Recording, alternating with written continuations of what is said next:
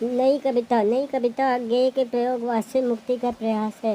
वस्तुतः तीनों सप्तक एक ही काव्य आंदोलन के 3 सोपान हैं। तीसरा सप्तक 1959 में प्रकाशित हुआ था। 1960 के बाद कविता दूसरी दिशा की ओर मुड़ गई। ये दूसरी दिशा अस्वच्छंदतावादी दिशा थी। नई कविता पर द्वितीय विश्व युद्ध के बाद की अंतर्राष्ट्रीय परिस्थितियों और स्वतंत्रता प्राप्ति के बाद की राष्ट्रीय परिस्थितियों का प्रभाव था।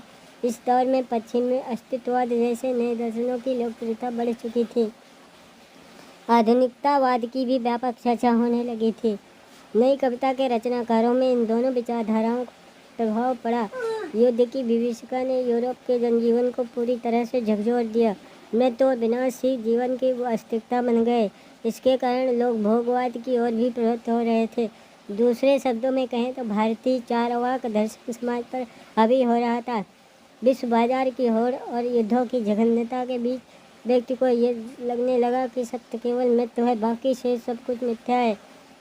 आस्था, मूल्य, सामाजिक आदर्श व भविष्य सब झूठ है।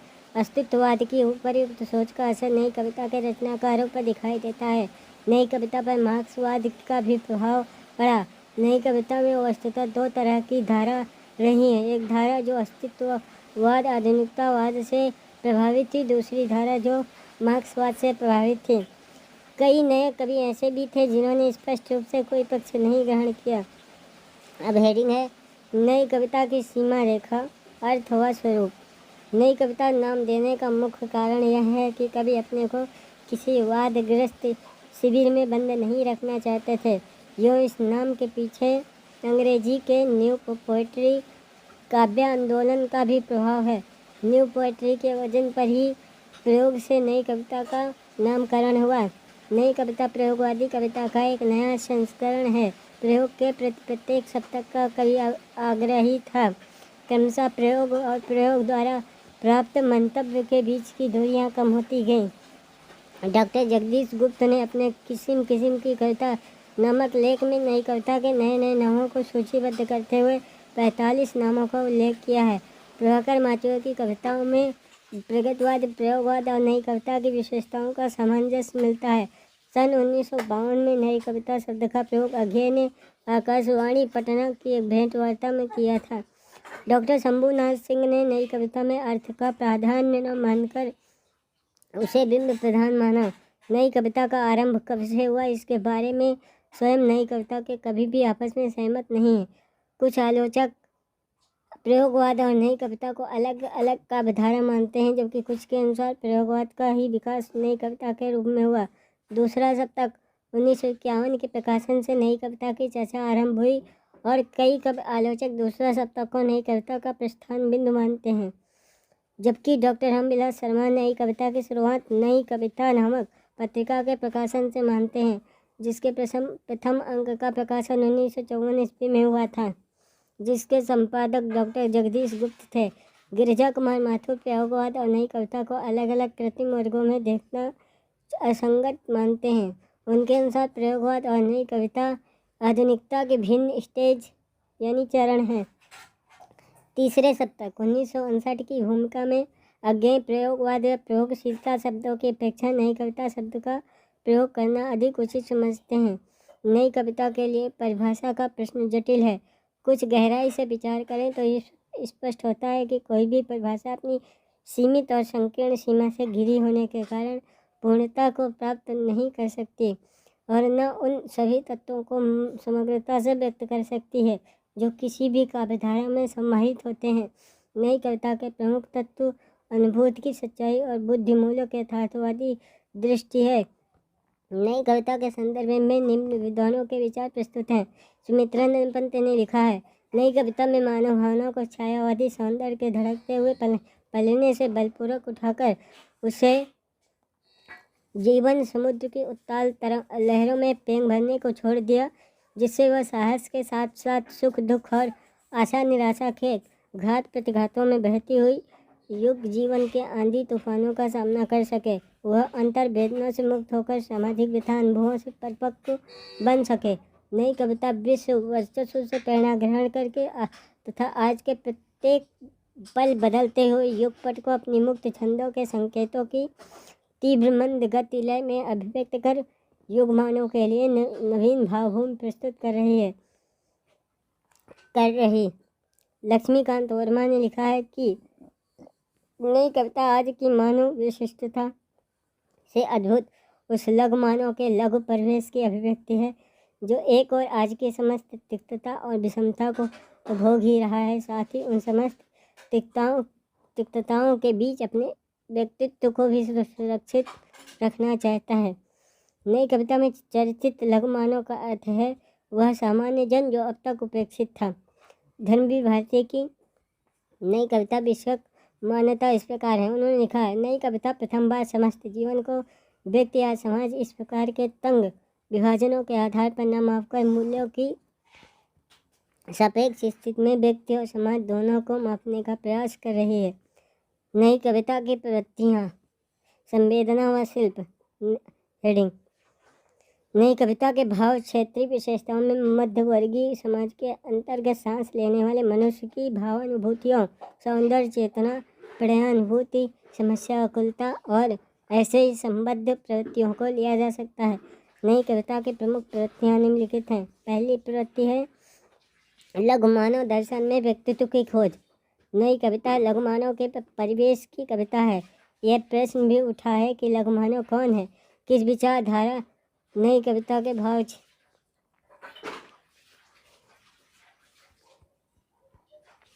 किस विचारधारा से उपजा है। अहम ग्रस्त आत्मलीन समाज विमुख कुंठाग्रस्त वर्जना पीड़ित मानव क्या है, अथवा इस व्यक्ति की और किस्म है।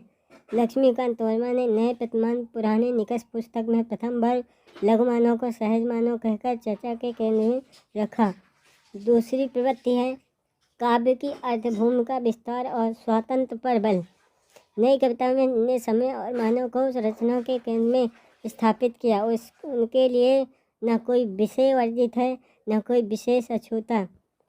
गली के अंधेरे कोने में खड़े छोटे से पौधे का सौंदर्य भी कवि को आकर्षित कर सकता है।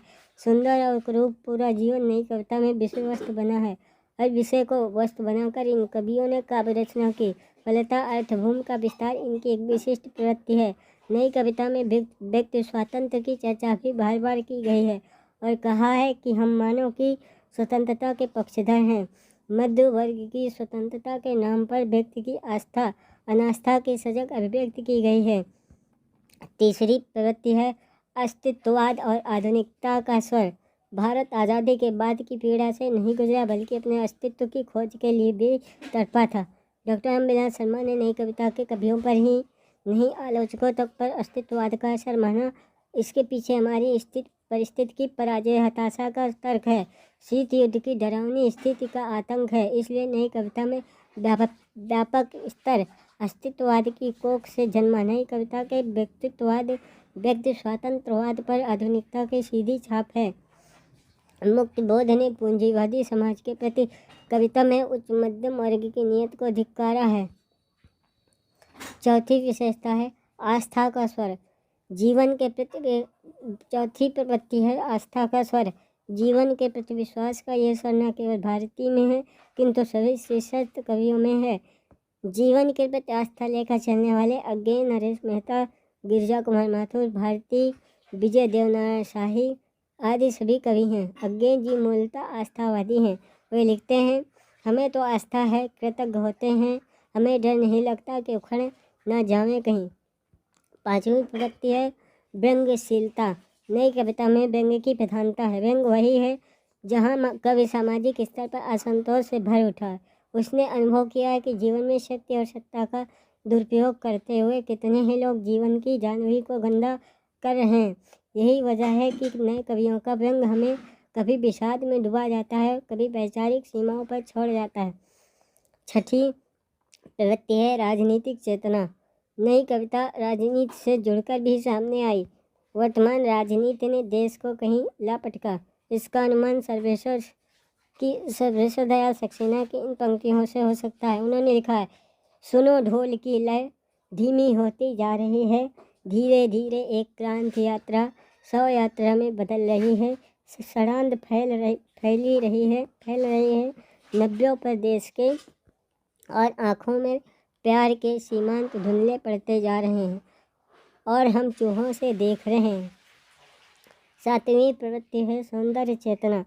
नई कविता में जो सौंदर्य चेतना विकसित हुई उसमें प्रकृति और नारी ने महत्वपूर्ण भूमिका निभाई। नई कविता में चित्रित प्रकृति की अनेक विशेषताएं हैं। ऐसी हिंदी कविताओं में हिमानी प्रकृति की आंखों देखी तट की छवियों के अनुभूत परक प्रतीतियों के शब्द बिंब हैं। नई कविता की विशेषताएं एवं प्रमुख कवि। नई कविता की प्रमुख विशेषताएं निम्नलिखित हैं। पहली विशेषता भाषा। नई कविता की भाषा के संबंध में यह कहा जा सकता है कि भाषा में प्रयुक्त शब्द जनजीवन के निकट हैं, किंतु कई बार वह जटिल अनुभूतियों के हाथों में पड़कर अपना रूप बदल लेते हैं। कभी उन्हें जानबूझकर नहीं मोड़ता। नई कविता में बहुत प्रयुक्त शब्दों का यथासंभव बहिष्कार किया गया है। कारण इन कवियों की धारणा यह है कि जो शब्द बूढ़ा हो गया, यानी जो अपने अर्थ खो चुका है, उसे नए अर्थ से भरकर या उसका नया संस्कार करके प्रयोग में लेना चाहिए। इसी से नए कवि ने साधारण शब्दों से भी अधिक गहरा और व्यापक अर्थ भरा है। यह उपमान मैले हो गए हैं। देवता इन प्रतीकों के कर चुके हैं कूच। कभी भाषण अधिक घिसने से मुलम्मा छूट जाता है। इससे स्पष्ट है कि अज्ञे अपनी काव्य की भाषा तलाश करना चाहते हैं। अज्ञे तद्भव शब्दावली का अधिक प्रयोग करते हैं। उनकी रचनाओं में यह देखा जा सकता है।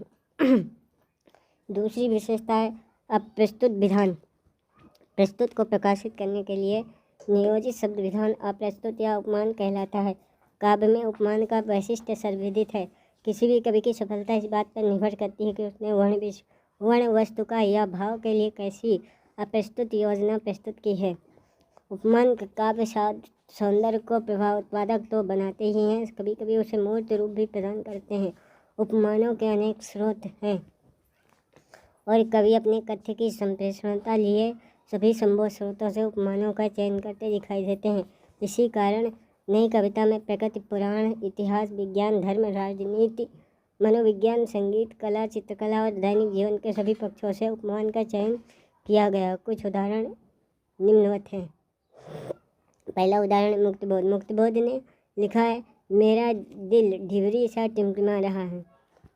इस प्रकार सर्वेश्वर दयाल सक्सेना ने लिखा, तुम थर्मामीटर के पारे सी चुपचाप, जिसमें भावनाएं चढ़ती उतरती हैं। तीसरी विशेषता है प्रतीक विधान।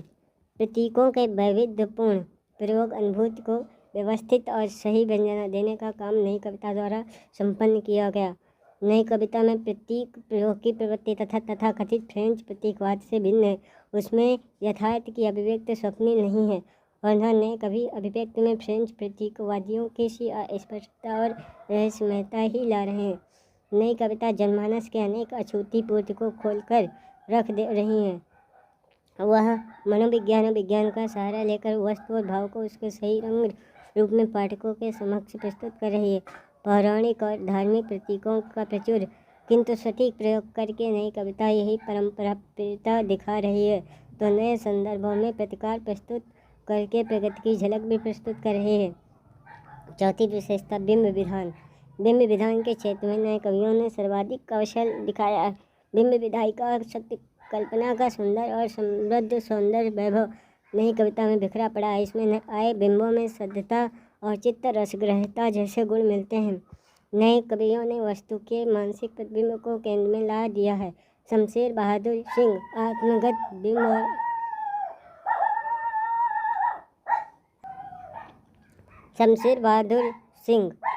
बिंब और आत्मा का वस्तुगत प्रतिबिंब दोनों को रचने का प्रयास करते हैं। वो लिखते हैं, एक नीला आईना वो ठोस सी है चांदनी, और अंदर चल रहा मैं उसी के महातल के मौन में। सातवीं विशेषता है छंद विधान। इस काव्यधारा में मुक्त छंद को बड़ी आत्मीयता और कुशलता से अपनाया गया। अनेक पक्षों पर आधारित लय योजना, शब्द योजना, नाद सौंदर्य, अंतर अनुप्रास आधारित छंद प्रयोग में नई कविता को बड़ी सफलता मिली। अनेक असंगतियों के बावजूद नई कविता पर्याप्त नवीन और प्रभावी है। उसकी उपलब्धियां अमित हैं। उसमें आए नए छंद उर्दू अंग्रेजी लोकगीतों से भी प्रभावित हैं। आठवीं विशेषता है लंबी कविता। नई कविता में लंबी कविताएं लिखी गई जो प्रबंध का आभास देती हैं। ऐसी कविताओं में अज्ञे की असाध्य पीड़ा, मुक्तबोध के अंधेरे में विजय देव नारायण शाही के अलविदा, सर्वेश्वर की सक्सेना की कुआनो नदी, धूमिल की पटकथा, मोचीराम, लीलाधर जगोड़ी की नाटक जारी है आदि आते हैं। नई कविता के प्रमुख कवि। नई कविता के कवि प्रगतवाद और प्रयोगवाद से भी संबंध रखते हैं। नई कविता के कवियों में अज्ञेय, मुक्तबोध, सर्वेश्वर दयाल सक्सेना, धूमिल, कुंवरनारायण, लीलाधर जगोड़ी, देवताले आदि प्रमुख हैं। देवताले का पूरा नाम था चंद्रकांत देवताले, जिन्होंने अपनी कविता के माध्यम से नई विचारधारा को प्रसारित किया करके नई कविता का फलक और बड़ा किया है। समाप्त।